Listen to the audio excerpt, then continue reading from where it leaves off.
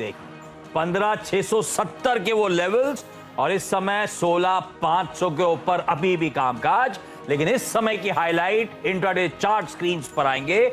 दिन के लोज पे आप भारतीय बाजार कामकाज करते हुए, ये निफ्टी आपकी स्क्रीन पे जो 250 पॉइंट की मजबूती दिखा रहा है, आज दिन के हाईज पे 400 पॉइंट से ज्यादा के उछाल के साथ हमने कामकाज करा।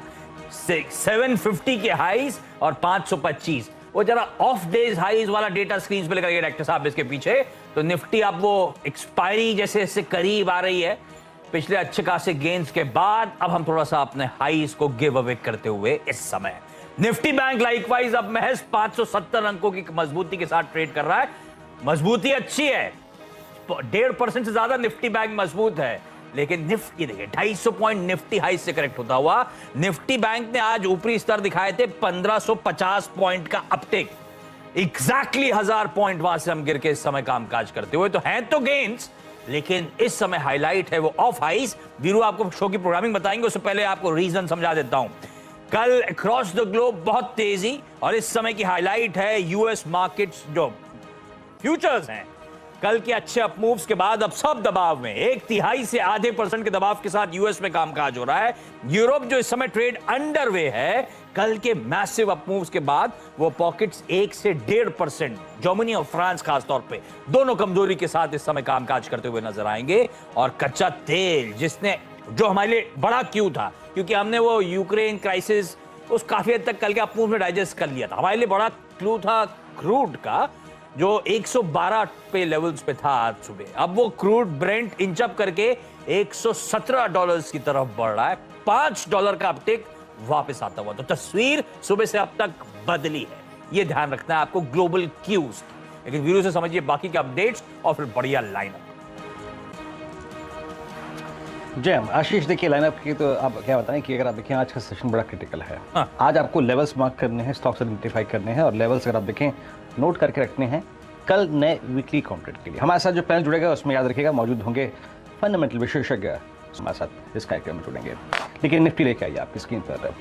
देखिए आज शुरुआती 5 मिनट में जब हम आशीष और मैं बात कर रहे थे, और मॉर्निंग के 7 बजे की जो कॉल थी, 8 बजे की जो कॉल थी, वो ये था कि इस गैप अप को चेस नहीं करना है। देखिए, और शुरुआती अगर आप देखें ठीक 9:18 पर मैंने आपको ये भी कहा था कि 16,500 की जो कॉल आपने पकड़ी थी कल क्लोजिंग में, अंतर्राष्ट्रीय घटनाक्रमों को देखते हुए उसको पहले टिक में 335 प्राइस था उसका, मैंने कहा था बुक करिए।